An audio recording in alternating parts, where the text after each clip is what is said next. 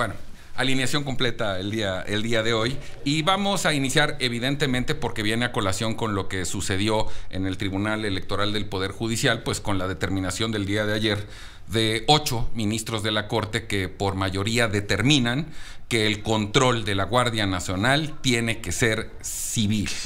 En septiembre del año pasado, la Cámara de Diputados aprobó con la mayoría de Morena y de sus aliados que el control operativo y administrativo se le entregara a la Sedena. Evidentemente los partidos de oposición impugnaron esta resolución, y ayer fue precisamente el debate que los ministros Lainez, Luis María Aguilar y el ponente José Luis González Alcántara promovieron, y digamos a favor o en contra más bien de esta resolución, y esto establece que la corporación es de carácter civil y deberá estar adscrita a la Secretaría de Seguridad y Protección Ciudadana. En todo caso, la participación transitoria de la Marina y de la Defensa continuará hasta el 2028, como estaba previsto, en materia de formación. Esta determinación, por supuesto, elimina todas las disposiciones anteriores en las que los integrantes de la Guardia Nacional estaban sujetos al régimen disciplinario y de justicia de las Fuerzas Armadas. Déjenme leerle un pequeño texto que fue la explicación que dio el ministro González Alcántara.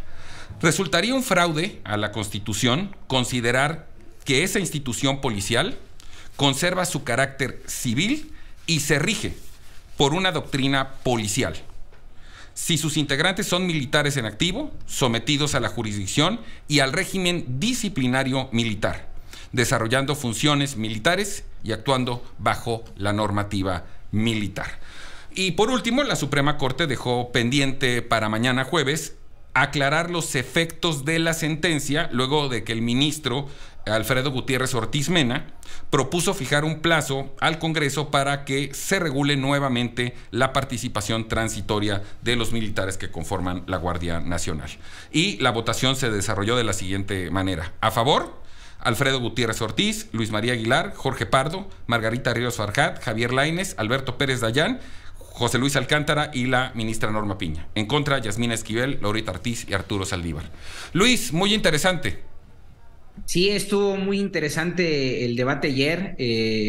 La verdad es que por un momento parecía que no se iban a alcanzar los 8 votos requeridos, porque al ser una invalidez de normas, la Constitución exige que sean 8 ministros los que voten por la invalidez. Se acabaron reuniendo los ocho votos. Solamente votaron en contra de la propuesta del ministro Alcántara Carranca los ministros Saldívar, Yasmín Esquivel y Loreta Ortiz. Y la verdad es que lo platicábamos aquí en el programa la semana pasada.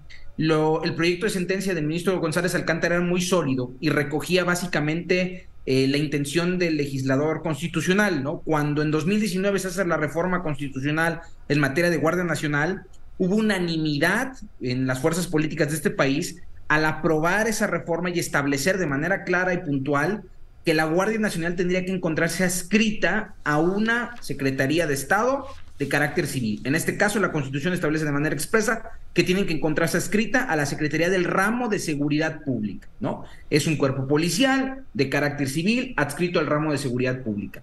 La reforma legal del año pasado lo que buscaba era cambiar esa adscripción y trasladó el mando operativo, administrativo, presupuestario de la Guardia Nacional, trasladándolo de la Secretaría de Seguridad Ciudadana a la Secretaría de Defensa Nacional.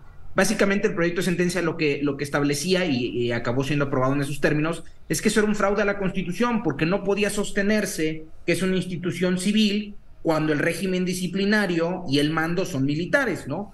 Por ahí el ministro Saldívar en su intervención decía que atendiendo a criterios previos de la Suprema Corte de Justicia de la Nación, no podía considerarse que la Secretaría de Defensa Nacional o que la Secretaría de Marina son secretarías de corte militar, porque no dejan de ser secretarías de Estado, ¿no? Y de alguna otra manera le asiste la razón en el sentido de que son secretarías de Estado, pero puntualmente en el caso de la Secretaría de Defensa Nacional, su titular únicamente puede ser un general de división, porque así lo dispone la Ley Orgánica del Ejército y la Fuerza Aérea Mexicana. Entonces, no puede desvincularse el mando, en este caso el titular de la Secretaría de la Defensa, a las funciones que realiza como militar. Entonces, la mayoría de los ministros coincidieron con la propuesta y la postura del ministro González Alcántara y acabaron determinando que efectivamente era inconstitucional el traslado de la Guardia Nacional a Sedena y, como bien señalas, todavía habrán de definir cuál será el efecto de esta sentencia. Por lo pronto es la invalidez de esas disposiciones, pero cuáles son los efectos de la sentencia, o sea, qué se le va a ordenar al Congreso de la Unión, es lo que falta por decidir en la Corte. Hay muchos mitos de los que vamos a hablar en el siguiente bloque porque evidentemente es un tema que da para más. Una primera impresión, Luis Miguel. Hay dos derrotados en un primer, el presidente López Obrador y el ministro Saldívar.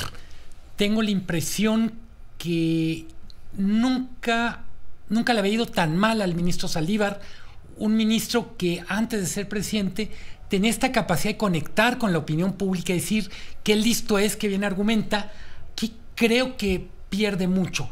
Y con el presidente López Obrador pierde porque de ahora en adelante sabe cuál es la composición de fuerzas en la Corte.